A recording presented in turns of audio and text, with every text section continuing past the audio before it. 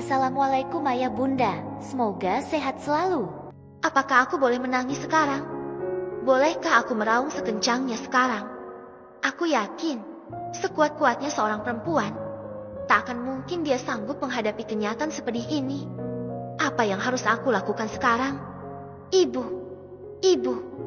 dia tak boleh sakit. Aku harus meminta keluarga sempurna ini segera pergi sebelum ibuku pingsan. Maaf, Pak.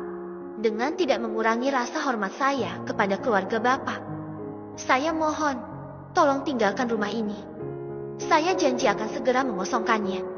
Lirihku dengan menundukkan kepala. Ku genggam tangan Ibu erat untuk menguatkannya. Maaf, sebelum kami pulang, boleh dong kenalan dulu. Kamu, ya, yang namanya Melur, pacar Reno. Kenalin aku Susi. Perempuan bernasib baik itu menghampiri, sembari menyodorkan tangan menyalam. Aku bergeming lama, berpikir keras harus bersikap bagaimana. Ingin sekali aku meludahi wajahnya, atau menerjang perutnya seperti ketika aku menerjang Harum. Mereka berdua pelakor bukan? Mereka mencuri milikku. Oh, ya, bukan. Perempuan ini bukan pelakor. Mas Reno bukan milikku.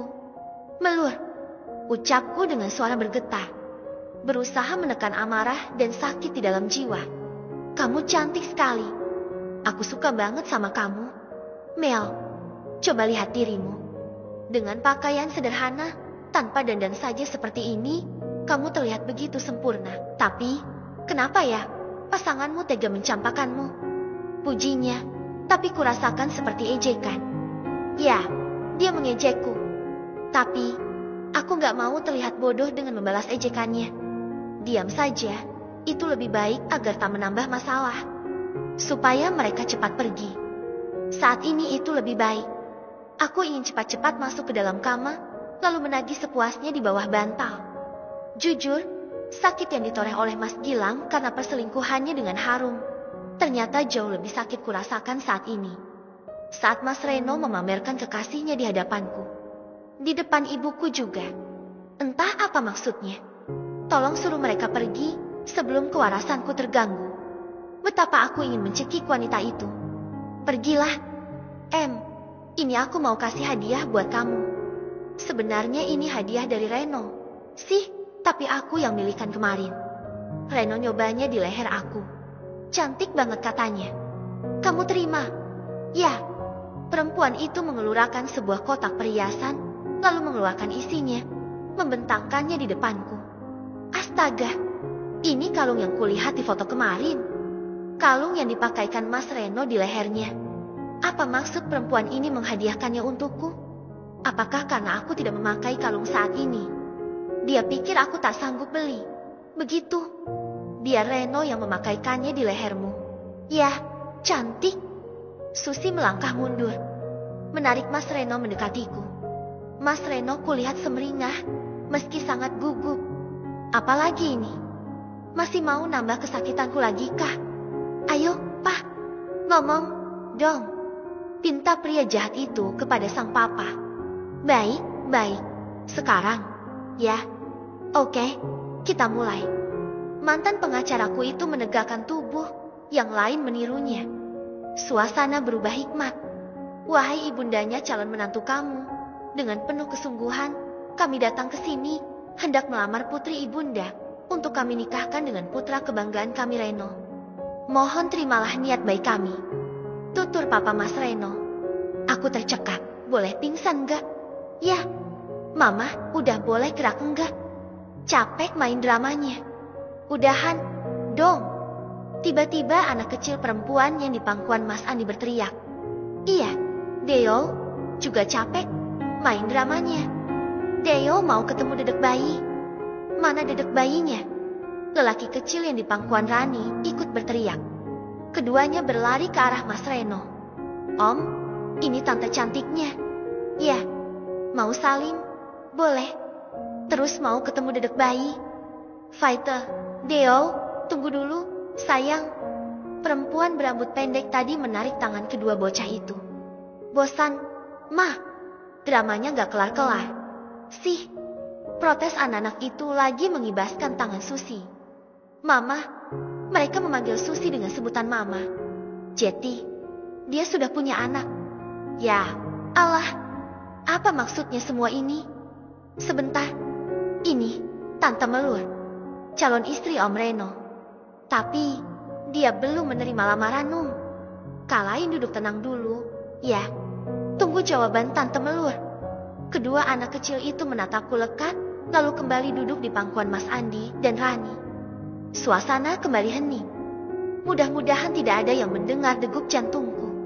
Syukur sekali aku tidak pingsan mendengar lamaran penuh kejutan ini. Mas Reno, beruntunglah dirimu karena di sini banyak orang. Kalau tidak, pasti sudah kupukuli kau dengan kedua tanganku. Maafkan, cucu-cucu kami. Mereka sepertinya sudah tidak sabar dengan prosesi lamaran ini. Jetty, bagaimana jawabannya? Bu, tanya Papa Mas Reno kepada Ibu. Ibu menatapku. Aku hanya menunduk. Semoga Ibu menerima lamaran ini. Ya, Allah. Semoga Ibu gak marah dengan kejutan ini. Maaf, Pak, Bu, bukan saya menolak lamaran kalian. Tapi, seperti saya katakan waktu itu, saya tidak bisa memutuskan sendiri karena ayah si Melur sudah tidak ada. Abangnya juga tidak Jetty datang, karena kami kira lamarannya dibatalkan. Jetty, terpaksa, lamaran kalian saya tolak.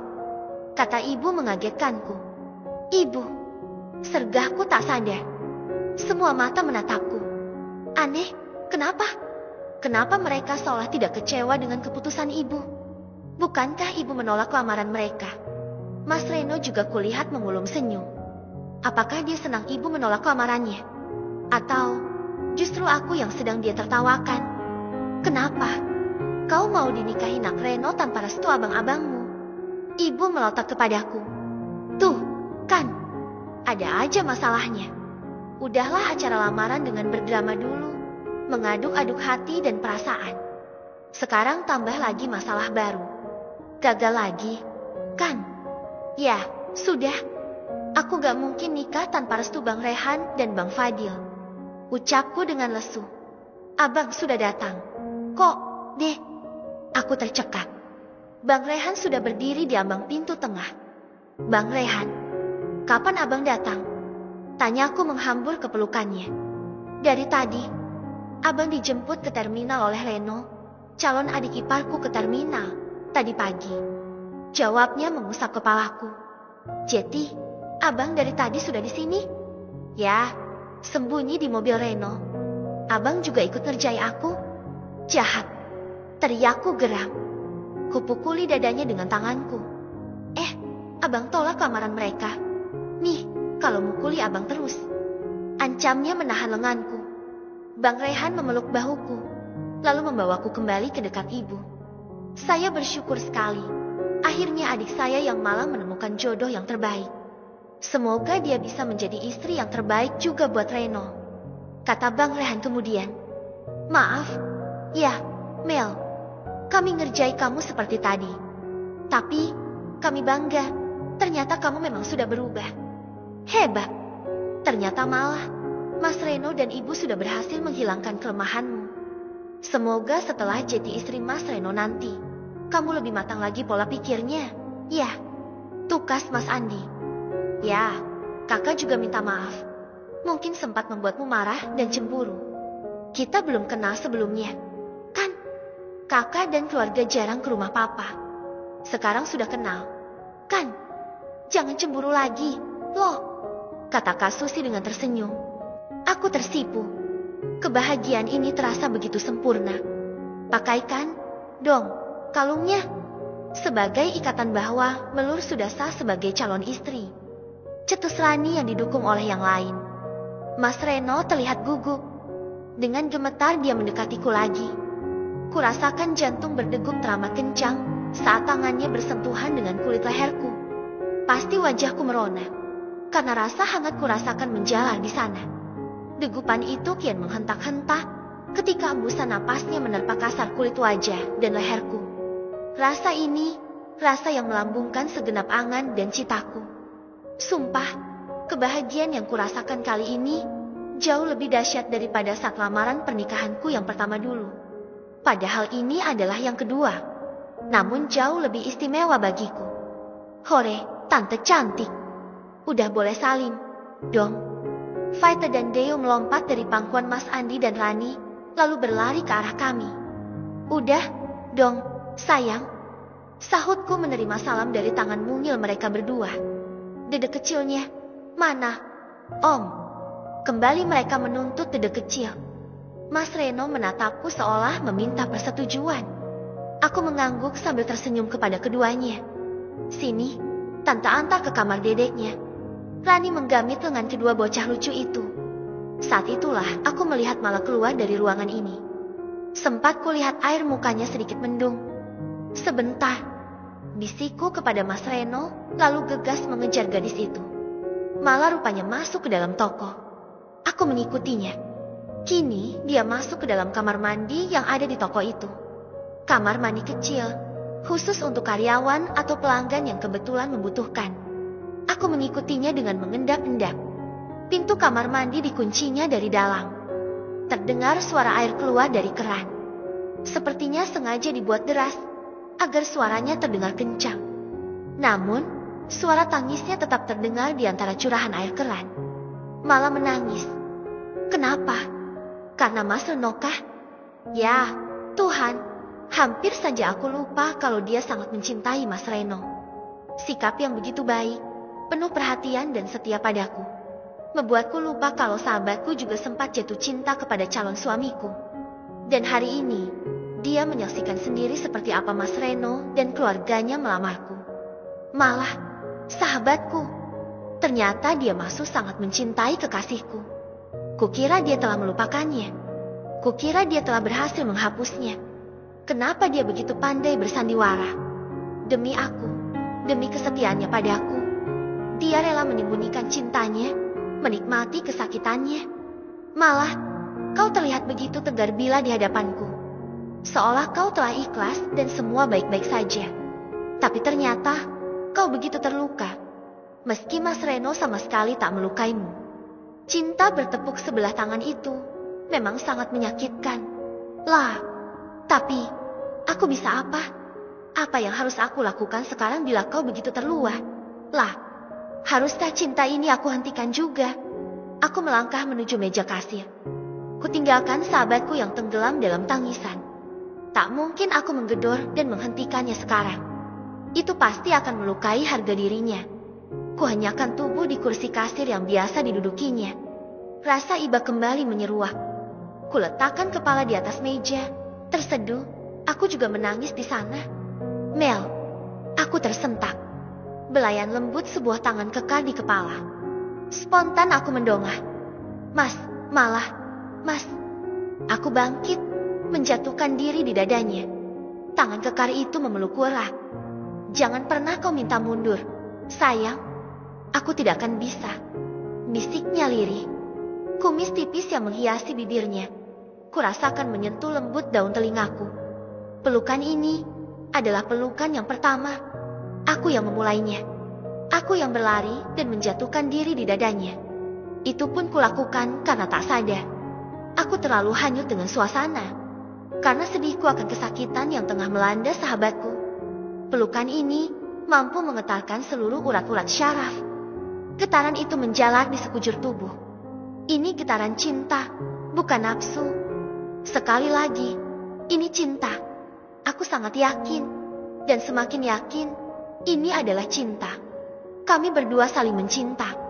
Haruskah kami mengakhirinya karena perasaan seorang sahabat? Aku dilema. Bagaimana dengan Malah? Bisikku melonggarkan pelukan. Kutatap lembut kekasihku, tepat di manik-manik mata. Jangan berpikir naif lagi. Sayang, pikirkan kebahagiaanmu juga. Mata teduh itu terasa menukik tajam kali ini. Sorot mata yang biasanya teramat menghanyutkan itu kini berubah tegas dan penuh tuntutan. Aku melangkah keluar toko. Mas Reno mengikuti. Di halaman aku berhenti. Kurai ponsel dari dalam saku celana panjang. Ku cari nomor Mas Diki. Hei, calon pengantin baru, gimana proses lamarannya? Sukses, kan? Bentar. Gimana pendapat kamu tentang prank yang telah kami rancang? Cecar Mas Diki bertubi-tubi. begitu sambungan teleponku tersambung. Jadi, Mas Diki ikut ngerencanain semuanya. Sergahku dengan suara masih parau. Masih ada tangis, dan kini kian terasa sesak karena haru. Iya, dong. Aku dan Mala sempat berselisih pendapat cara menyembuhkan sifat naifmu. Sorry hehehe, gimana? Sukses, kan? Tapi, masalah si Gilang yang sedang sekarat sekarang ini, itu beneran. Loh, bukan prank. Mas Diki di mana sekarang? Tanyaku menyela ucapannya. Suaraku semakin parau karena tangis. Di kantor? Kamu, kenapa? Kamu nangis? Ya, itu. Kau nangis, kan? Atau aku salah dengar? Ya, Mas Diki bisa kesini sekarang. Mel, kamu menangis? Ada apa? Mel, ada masalahkah? Di mana Malah? Kalau kau menangis, pasti dia juga sedang menangis. Karena baginya, kebahagiaanmu adalah yang nomor satu. Jika kau bahagia, maka dia akan bahagia. Sebaliknya, jika kau menangis, dia pasti udah nguling-nguling karena sedih. Di mana Malah? Mel, kenapa aku gak bisa menelponnya dari tadi? Kau bisa datang secepatnya? Mas, bisa. Tapi bilang dulu, di mana Malah sekarang? Benar yang kamu bilang, jika aku sedih, dia juga sangat sedih. Dia sedang menangis di kamar mandi toko. Cepat datang, jemput Malamu, Mas. Tapi, jangan bilang kalau aku yang menyuruhmu datang untuk menjemputnya. Saluran telepon langsung terputus.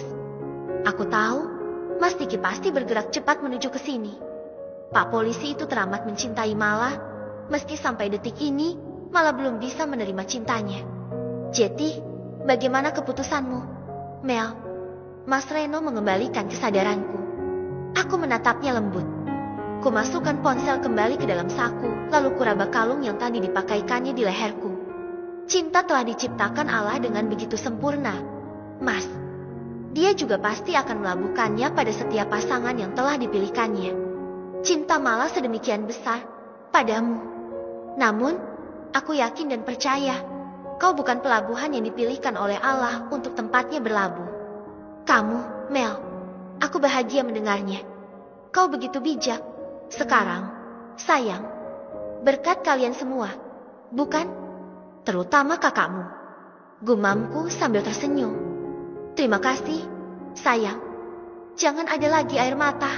Ya, Mas Reno menyeka pipiku dengan ujung jemarinya. Iya, sahutku meski air mata masih saja menitik tanpa dapat kutahan. Air mata haru, bercampur dengan air mata bahagia. Mel, Mas Reno, kalian di luar. Aku dan Mas Reno terkejut. Segera Mas Reno menarik jemarinya dari pipiku. Mala telah keluar dari dalam toko. Kini berdiri tegak tak jauh dari kami. Velpe Mala, sahabat bagi kepompong. Awalnya aku tak begitu peduli dengan istilah itu. Namun, setelah menjalin persahabatan dengan dua bidadari cantik teman di kampus, istilah itu bagi ritme syahdu yang selalu mengiringi. Lani yang tegas, kalau bicara apa adanya, keras dan agak kasar. Sedangkan Melur si cantik yang lembek, naif, polos, tetapi berhati malaikat. Sifat keduanya sangat bertolak belakang. Akulah yang selalu menjadi penengah mereka. Entah bagaimana mereka menilaiku, yang jelas aku selalu berada di antara keduanya. Saat Rani terlalu keras, dan Melur yang terlalu lembek, aku hadir menawarkan jalan tengahnya. Aku tidak merasa dirikulah yang paling baik. Tidak. Aku hanya ingin kami bertiga selalu saling melengkapi, itu saja. Banyak orang mengatakan, bila tiga orang bersahabat, pasti akan terjadi petaka. Karena kehadiran orang ketiga selalu negatif dalam sebuah hubungan. Tetapi, tidak dalam hubungan persahabatan kami. Aku memang selalu memposisikan diriku sebagai orang ketiga. Namun, bukan untuk menghancurkan hubungan keduanya, melainkan berusaha menjadi penengah di antaranya. Ternyata hal itu terjadi juga dalam hal asmara. Entah kenapa, aku hadir sebagai orang ketiga juga. Sekali lagi, aku berusaha tidak akan menghancurkan hubungan percintaan mereka. Mas Reno, dia adalah salah seorang panitia yang mengospek kami saat menjadi calon mahasiswa baru. Dia menjadi pusat perhatian seluruh mahasiswi. Bahkan, Aku berani mengatakan, hampir separuh dari kami jatuh hati padanya. Termasuk aku. Wajah tampannya mirip bintang film Indir yang menjadi idola saat itu. Mata tajam bagaikan mata burung elang, hidung mancung, bibir bagus sempurna, dilengkapi dengan kumis tipis yang menghiasinya. Aku tak bisa membayangkan bagaimana rasanya bila kumis tipis itu menyentuh pipi. Tak disangka, ternyata sang idola jatuh hati pada Melur. Gadis yang berhati malaikat itu sangat beruntung. Aku menyadari sepenuhnya bahwa jika hati kita baik dan bersih, maka rezeki akan datang. Melur yang baik, dicintai banyak lelaki, jadi rebutan para mahasiswa tampan. Tetapi, dia melabuhkan hatinya pada sang idola, pasangan yang sangat sempurna. Sampai akhirnya sang durjana datang merusak segalanya. Melur, sahabat malaikatku memilih menikah dan meninggalkan kekasih hatinya. Keputusannya tak bisa ditawar. Tak ada yang bisa mencegahnya. Dia pergi meninggalkan Mas Reno, orang yang sangat dicintainya. Awalnya kami juga mengira kalau Mas Reno benar mengkhianati cinta mereka. Saat sebuah foto ditunjukkan oleh Mas Gilang, lelaki yang tergila-gila pada Melur. Foto kemesraan Mas Reno dengan seorang perempuan yang tidak kami kenal. Melur terhasut. Rencana busuk Mas Gilang tercapai. Mas Reno patah hati. Keputusan sepihak Melur membuatnya kehilangan arah. Dia terjebak dengan obat-obatan terlarang. Tak ada yang bisa menghiburnya. Tidak ada yang bisa mengembalikan kepercayaannya. Tidak juga aku. Meski aku telah berusaha semampuku menunjukkan perhatian kepadanya. Ku coba menggantikan posisi Melur di singgasananya. Kenyataannya, tak ada tempat buat wanita kain di sana. Maaf, malah, tolong jangan pernah menemuiku. Katanya suatu kali dulu, aku menemuinya di tempat fitness. Aku tahu dia sering melakukan transaksi di tempat itu. Kenapa, Mas? Aku hanya ingin menemanimu saat kau terpuruk seperti saat ini. Ucapku kala itu. Aku gak suka melihatmu di dekatku. Sangat tidak suka. Kau tahu kenapa? Karena aku melihat bayangan wajah Melur pada dirimu. Setiap aku melihatmu, seketika itu pula bayangannya muncul di hadapanku. Aku benci pada Melur. Jeti, tentu kau bisa paham. Sebegitu benci pula aku padamu. Jangan pernah menunjukkan dirimu lagi di hadapanku. Paham? Aku tersentak. Sakit. Patah sudah hati ini. Orang yang sangat aku cintai ternyata begitu membenciku. Kemarahan dan kekecewaannya pada Melur ditumpahkannya padaku.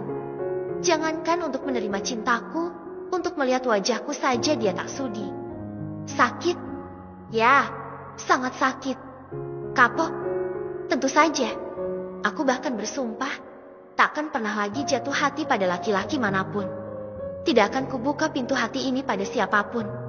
Kecuali Mas Reno. Ya, aku akan sabar menunggu. Sampai kapanpun akan tetap kutunggu. Aku yakin, waktu akan menyembuhkan luka Mas Reno. Dia akan memberiku kesempatan. Akan kutunggu kapanpun itu. Tetapi, penantianku ternyata sia-sia. Saat mendengar kabar Melur bercerai, semua harapanku seketika sirna. Melurku tengah menderita. Pengkhianatan Mas Gilang pasti sangat menyakitkan baginya. Aku tak bisa membiarkan penderitaan itu terus-menerus mendera hidupnya. Aku tahu, Mas Reno adalah cinta sejatinya. Sebaliknya, Mas Reno juga sama, Melur adalah hidupnya. Tekadku sudah bulat. Akan menyatukan mereka kembali, bagaimanapun caranya. Kesempatan itu tiba saat Melur minta aku menemaninya fitness. Sengaja dia kubawa ke tempat yang biasa dikunjungi Mas Reno. Akan kubuktikan, akankah cinta mempertemukan mereka. Aku bertaruh pada diriku sendiri. Bila ternyata Mas Reno dan Melur bertemu di tempat itu, berarti mereka berjodoh. Tidak ada seorang pun yang bisa mencampuri urusan jodoh yang telah ditentukan Allah. Tanpa kuatur, tanpa kurekayasa, ternyata Allah mempertemukan mereka. Melur melihat Rio melintas. Melur bahkan bisa mengenali meski hanya melihat Reno sekilas. Itu pun dalam balutan sweater bertopi yang menutup sebagian wajahnya. Cinta mempertemukan mereka. Sejak itu aku semakin yakin. Mereka adalah pilihan Allah. Aku semakin yakin dengan tekadku bahwa aku akan menyatukan mereka bagaimanapun caranya. Tentang perasaanku pada Mas Reno, biarlah aku pendam saja. Cukup Rani seorang yang tahu. Melur jangan sampai tahu. Aku tak mau menjadi penghalang baru dalam hubungan mereka. Jika sampai Melur tahu perasaanku pada mantan kekasihnya, aku khawatir dia akan merasa tidak enak hati. Namun, sepandai-pandai aku menyimpan, terendus juga olehnya. Terpaksa aku bersandiwara. Seolah-olah aku telah punya kekasih agar Melur tidak curiga. Mas Diki, lelaki yang kupilih untuk memerankan tokoh pria dalam sandiwaraku. Mas Diki, mantan kakak kelas saat aku SMA dulu. Dia sudah mendekatiku saat masih berseragam putih abu-abu. Aku tak bisa menerima cintanya. Bukan karena dia kurang tampan, tapi entah mengapa hati ini tak bisa mencintainya. Sedikit pun tak ada getaran di sana. Mas Diki tidak kuliah. Dia langsung melamar sebagai polisi setamat SMA. Setelah 2 tahun mengabdi, baru dia melanjut kuliah. Saat ini, dia sudah berpangkat lumayan tinggi. Mas Diki begitu sempurna untuk dicintai. Tidak ada lagi yang kurang pada dirinya. Namun, hatiku tetap tak bisa terpaut padanya. Meski dia tak jua lelah mengejarku, cinta ini tak hendak menyatu juga. Terlalu sulit menghapus nama Mas Reno dari hatiku. Sangat sulit membunuh rasa ini. Sudah kucoba semampuku. Kupaksa menyakiti diriku sendiri dengan melihat kebersamaan Mas Reno dengan Melur. Kubakar hatiku dengan api cemburu setiap menyaksikan tatapan Mas Reno yang penuh cinta pada Melur. Aku memang terbakar. Aku memang sakit. Bahkan sampai berdarah-darah. Tetapi, rasa ini tak juga berubah. Aku tak bisa membenci Melur meski aku cemburu. Aku tak bisa membenci Mas Reno meski hatiku terluka. Aku tak bisa mendendam mereka berdua.